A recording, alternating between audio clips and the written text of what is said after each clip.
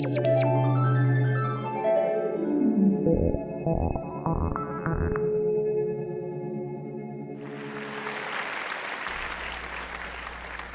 have a thing for story structure. I really do. When I'm watching a movie or reading a book and the structure pivots, bam, at exactly the right place, I break out in goosebumps. Why? Why are you like that, you might be asking yourself. Well, I think it has something to do with the way I was brought up. See, I grew up at the very center of the explosion in children's television in the 1980s.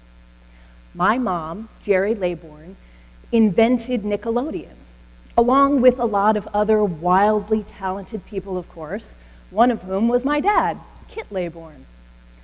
My dad was an animator and a TV producer, and my mom became the president of Nickelodeon. And because Nick was a new network, and because maybe they didn't have all the funding in the world, we developed and made a lot of the programming in our own house. For example, we tested all of the stunts for Double Dare in our basement. Yes, it was awesome. At the dinner table, we were talking about premise and character and plot, and having this experience turned both my brother and I into storytellers. Sam is a Hollywood showrunner, and I am a young adult novelist. It gave us something else as well, a different way of looking at television. We weren't watching as consumers, we were watching as creatives. And that's what I want to talk to you about today. I want to propose to you that we need to give our kids the tools to view media not as consumers, not even as critics, but as creatives. Or, as I like to say, digital natives must be creatives. Nowadays, most kids have everything they need to create content in their back pocket. If they've got a smartphone, they can shoot and edit a video, they can do a soundtrack, they can probably do CGI. But most kids really aren't doing that. I think most kids are using their devices to consume more content.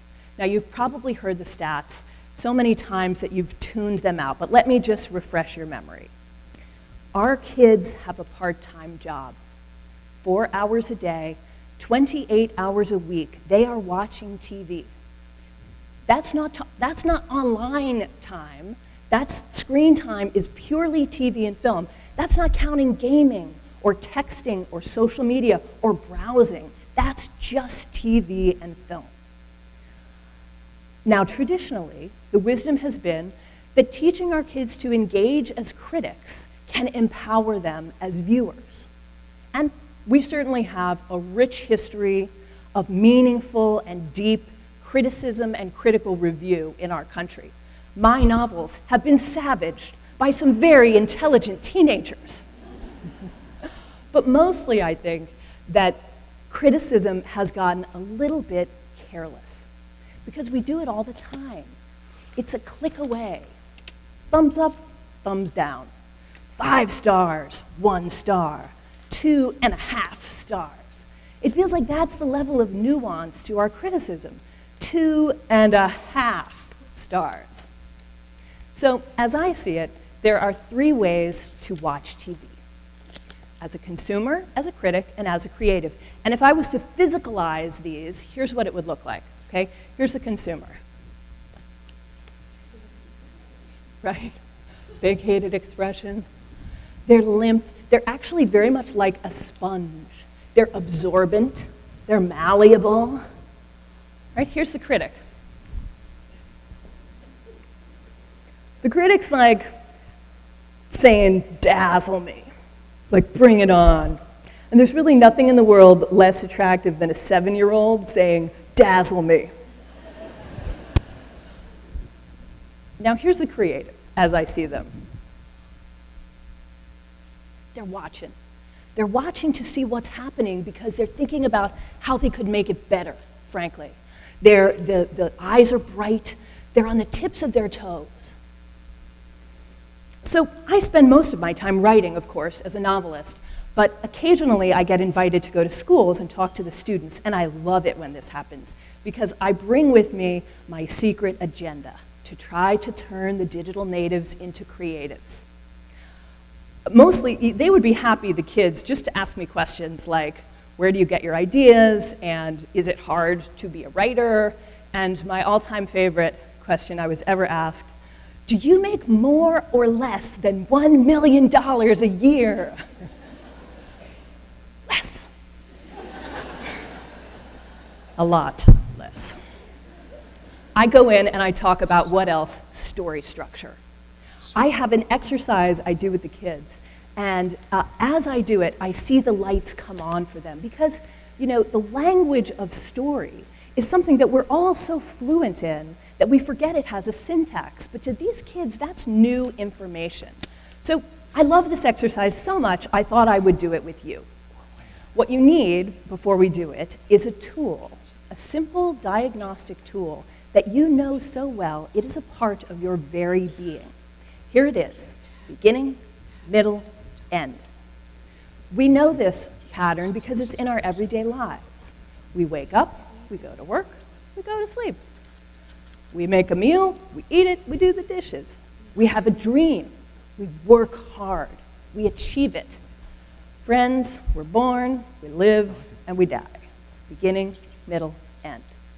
With this tool at the ready, I show the kids clips from YouTube and America's Funniest Home Videos, and together we diagnose the story problems and we brainstorm solutions.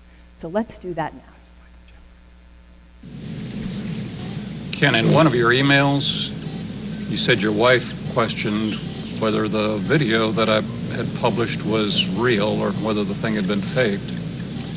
Yesterday we had the house pressure washed and I had to move all the feeders off the deck. So I put them up on this temporary rack in the backyard and I'm just making a second video for you and your wife. You can judge for yourself. I'm just going to stand here quietly for a minute.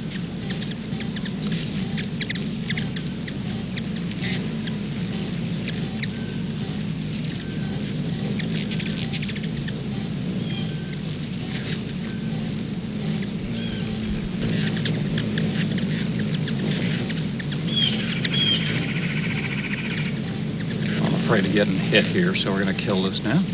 Hope you enjoy it. See you. I love this guy. He's a very serious person, and I like serious people. His name is Chuck Murphy, and basically he's got a chip on his shoulder. He put up a video of hummingbirds, and his friend was like, I don't really believe you have that many hummingbirds. So he's like, oh yeah, you don't believe it? Watch. And truly it is a lot of hummingbirds.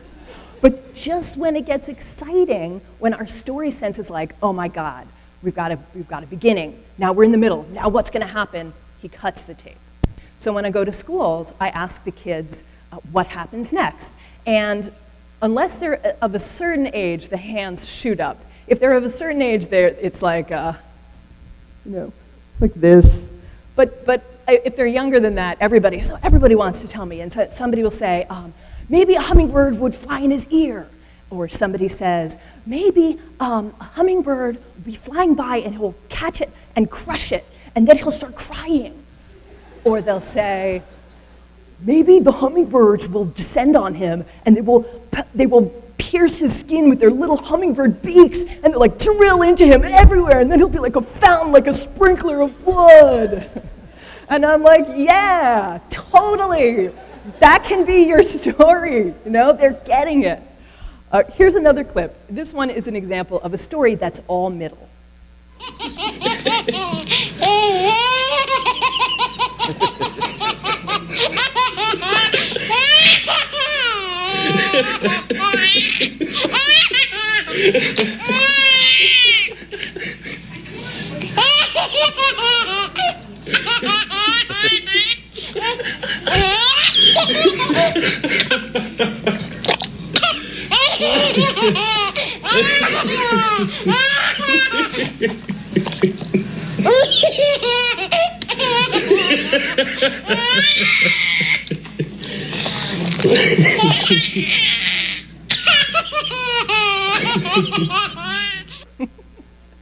So when I showed this in schools, I asked the kids, we have to come up with a setup for this. So how did we get here? We have a baby laughing her head off. We have a dad laughing behind the camera. We have a dog doing something in the foreground. And the kids have to come up with the setup for this story. And I have to tell you that I cut this thing way down. It goes on for 2 minutes. It's just this baby laughing, and nothing ever happens. And I mean, it's delightful, but it really it gets your story sense on fire, because you're like, first of all, you're like, is the baby gonna throw up? Is the baby gonna fall over? You know, what's gonna happen? But you have this natural urge to see the end of the story. All right, this next clip I love. You have to know beforehand that this little on the clip, we're talking about his babysitter, Paige. She's the woman in question. It's his babysitter. Chase, guess who sent me a text message today? Huh? Paige. We can't come over? Guess what? She's getting married to Jalen. No. Why are you sad? No,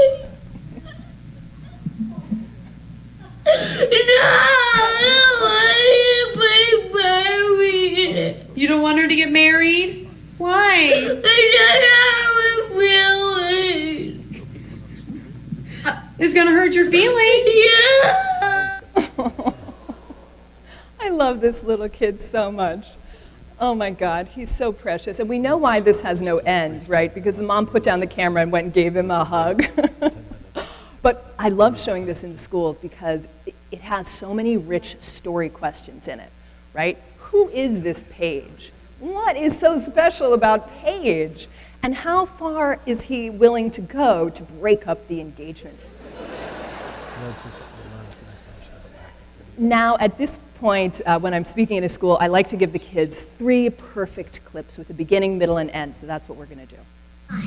Will you marry me? Talk loud. Of course I will. A kiss. Will you marry me? There's the kiss. Yes. No. And then we kiss. If I did on the cheek. Not on the lips.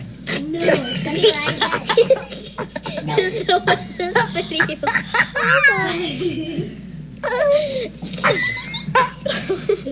Oh no!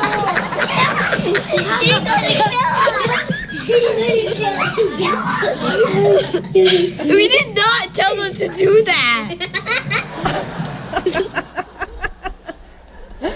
I love it. There's this double helix in there, right? There's this play within a play. There's the beginning, middle, end of the little play that they're making the cousins do. And then there's the bigger, much bigger, better story of these older cousins making the little cousins do a play in which they kiss, and then getting perfectly busted. I mean, the cinematography of that clip is just fantastic when she appears between the gap. And her response is such a great parenting thing. She just watches, and then she just walks away. All right, here's the next one. Ooh, it didn't break. There we go. It's so loose though. It's not tight enough. That is a mess. Look how good. Let's go with it, you see. Oh my goodness. Isn't that great? He's such a sweet dad. You kind of get the feeling like this is the first time he's been left in charge. And he's going to do a hairdo. And he's being so kind and delicate. His voice is so soft. And we don't really know what the story is we're watching, but we find out it's the story of a hairdo. Beginning, middle, pop. Here's an example of how fast this all can happen.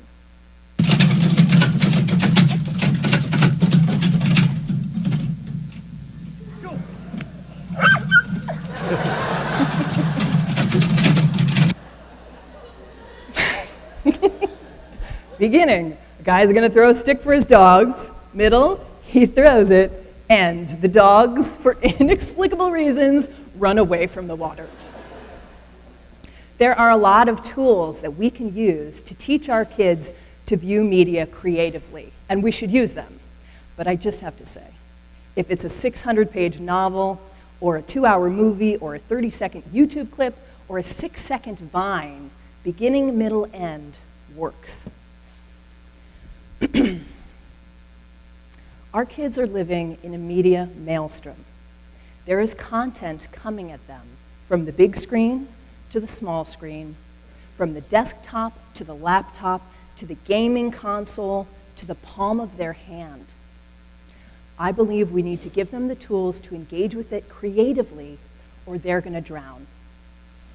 Digital natives must be creatives, if for no other reason, for the sake of their posture. Do we want them here, or here, or here? Thank you. Thank you.